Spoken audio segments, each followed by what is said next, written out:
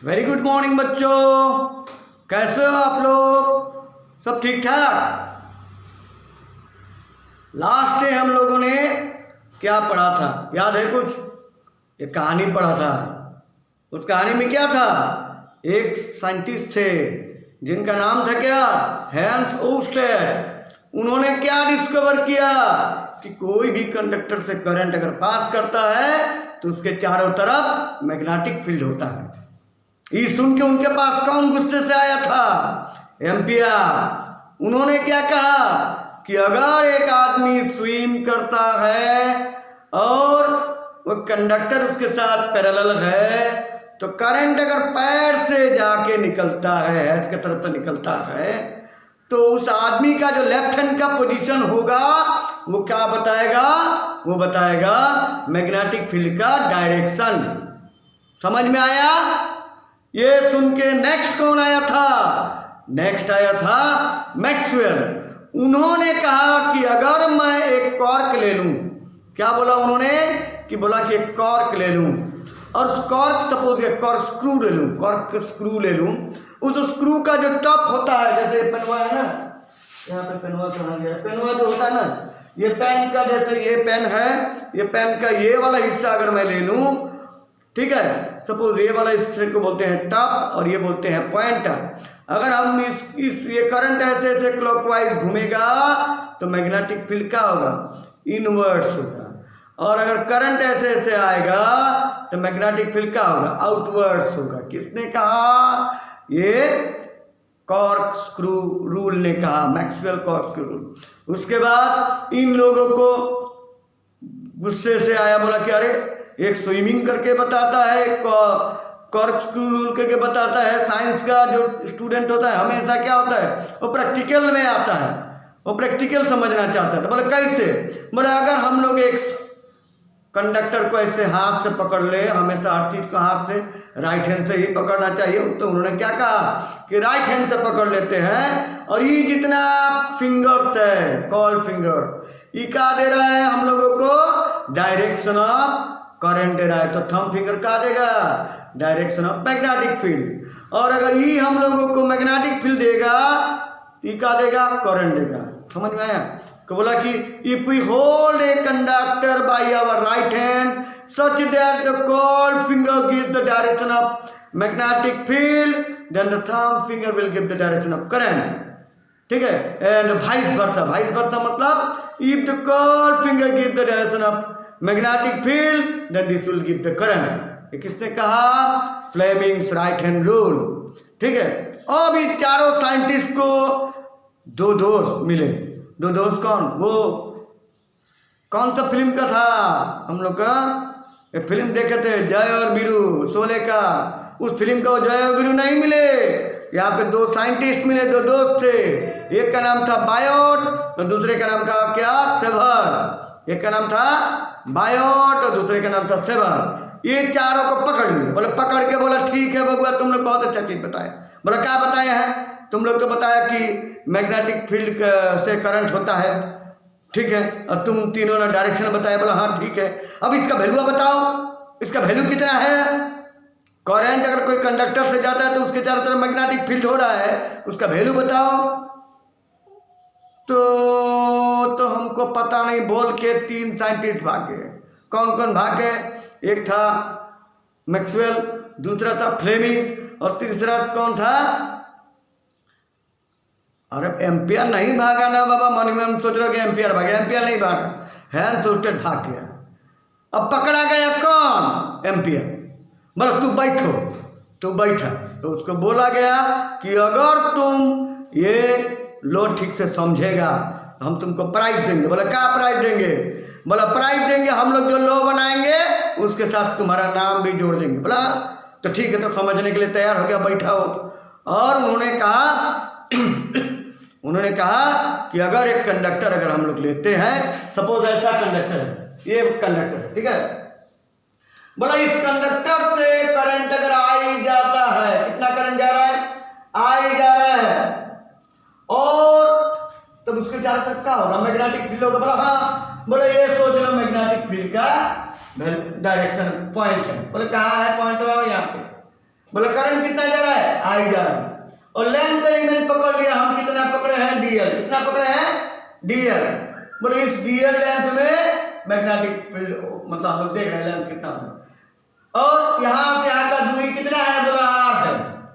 और एंगल कितना बनाया है, बोला थीटा। बोला कि जितना भी ज्यादा स्पीड में करंट जाएगा मैग्नेटिक फील्ड का उतना ही ज्यादा होगा।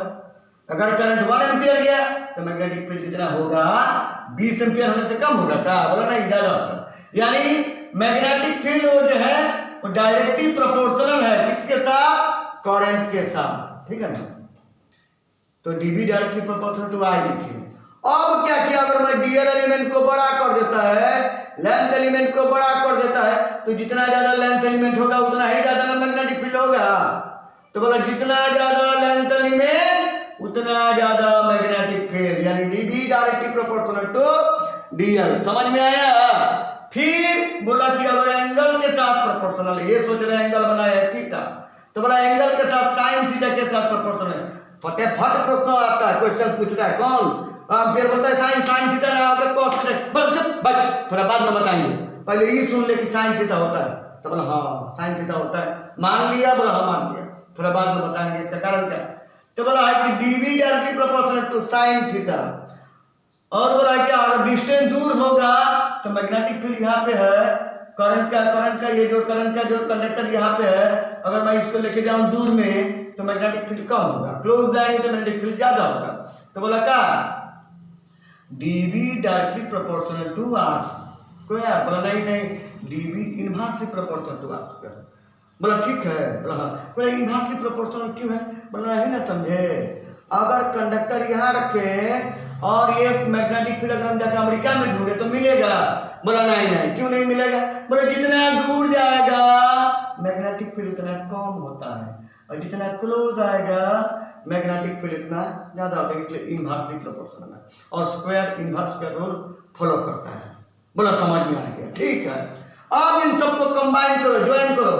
बोले ज्वाइन कैसे, तो मल्टीप्लिकेशन में I D L sine theta divided by R square. जब हम कम प्रोपोर्शनलिटी में ज्वाइन करते तो ऐसे ही ज्वाइन करते, DV directly proportional to I D L sine theta divided by R square. और वो जो पीछे बचवा बैठा था उसका नाम क्या था, एम्पियर। उन्होंने कहा कि सर एक बात बताइए इसको इक्वल कैसे करेंगे। बोला अरे बाबा रुको, कौन पढ़ा रहे हैं, बोला कंचन पढ़ा रहे हैं, तो उसके नाम पे रख देते हैं के। तो बोला हाँ के, तो के लिख के रख दिया। और के बोला ये क्या है, ये के है कांस्टेंट ऑफ प्रोपोर्शनलिटी, और बाकी चीज को सेम रखा। बोला भैया के is a constant of proportionality, ठीक है ना, कांस्टेंट है, कंटेंसिंग कांस्टेंट, ये भी कांस्टेंट है, ठीक है। अब बोला कि ठीक है सर, के तो समझ में आ गया, इसका वैल्यू क्या सेम रहता है सब जगह पे। बोला नहीं, इसका एसआई सिस्टम में वैल्यू होता है mu naught by 4 pi. Sir ये म्यू नॉट का है। बोला म्यू नॉट है परमिएबिलिटी ना एयर। बोला परमिएबिलिटी क्या होता है। बोला स्कूल बंक मारा है। बोला कोशिश किए थे एक बार, तब पकड़ा गया। कौन पकड़ा, बोला प्रिंसिपल पकड़ा। बोला बड़ा चपाचप मारा, बोला बहुत मारा। बोला हाँ, अगर परमिशन लेके जाते तो मारता।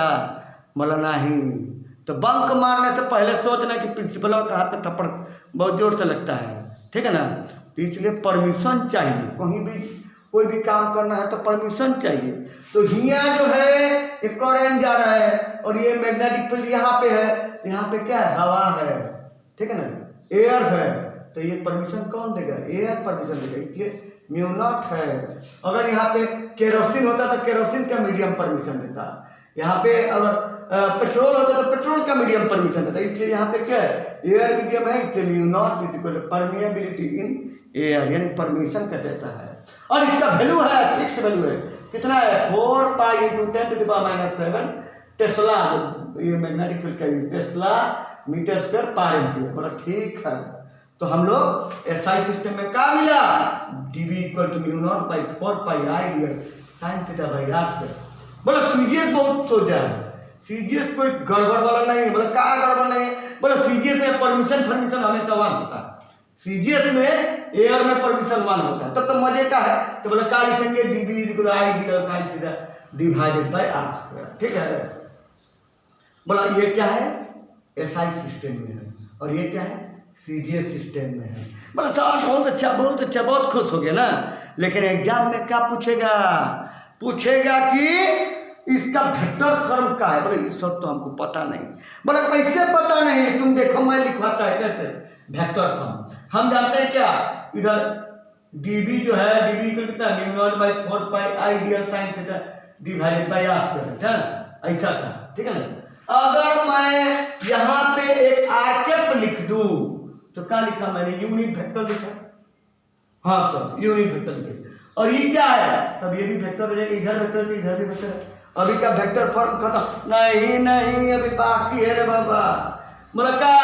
बोला R cap equal to R vector by R लिख सकते हैं, ये वैल्यू है आपका। तो डीवी वेक्टर कितना हो गया? Mu naught by 4 pi I DL sine theta R vector divided by R cube. ये मतलब क्या है? आर वेक्टर बाई आर था ना, इधर आर स्क्वायर था ना, ये दोनों मल्टीप्लाई कर दिए, आर क्यूब हो गया, ठीक है ना। बोला हाँ। अब हम लोग को याद है ए बी साइन थीटा को क्या लिखते थे? ए क्रॉस बी, तो हम लोग DL vector cross R vector लिख के यहाँ पे आर क्यूब लिख दिए। ये हो गया vector form of Biot-Savart law. बोला सर हम तो सब समझ लिए। बोला हाँ लेकिन ये तो नहीं समझे साइन थीटा कैसे आया। ससुरा नहीं समझते हो, जानते हो अगर हम लोग यहाँ पे कॉस थीटा लिख देते तो क्या होता? बोला क्या होता?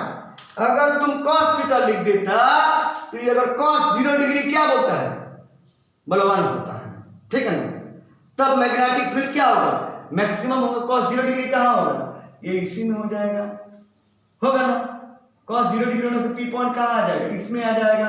अगर इसमें आ जाएगा कि पी पॉइंट वाई यहाँ पे आ जाएगा तो कैसे होगा रे बाबा? क्योंकि यहाँ तो करंट वाला है, यहाँ तो इलेक्ट्रिक फील्ड वाला है।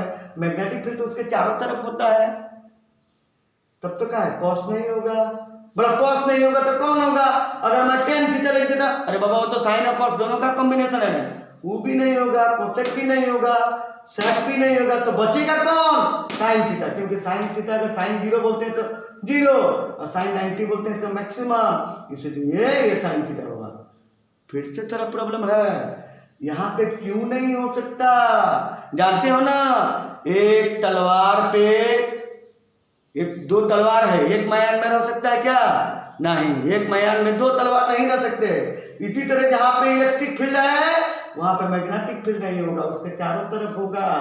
इसलिए इजी फॉर्मूला है कि अगर हम लोग साइन पुट कर देते हैं तो हम लोग को पता चल जाता है कि यहाँ पे अगर 0 पुट करते हैं तो ये 0 है, यहाँ पे 90 पुट करते हैं तो मैक्सिमम होता है। मतलब साइन से वेरिएशन करने से हमारा ये जो समस्या है वो समस्या का समाधान होता है, ठीक है ना। तो ये समझ में आया है ना बच्चों? इसको हमेशा देखना, बार बार देखते रहना ये फॉर्मूला, ये थ्योरम को बार बार देखना, ये बहुत इंपॉर्टेंट है, इसका एप्लीकेशन भी इंपॉर्टेंट है।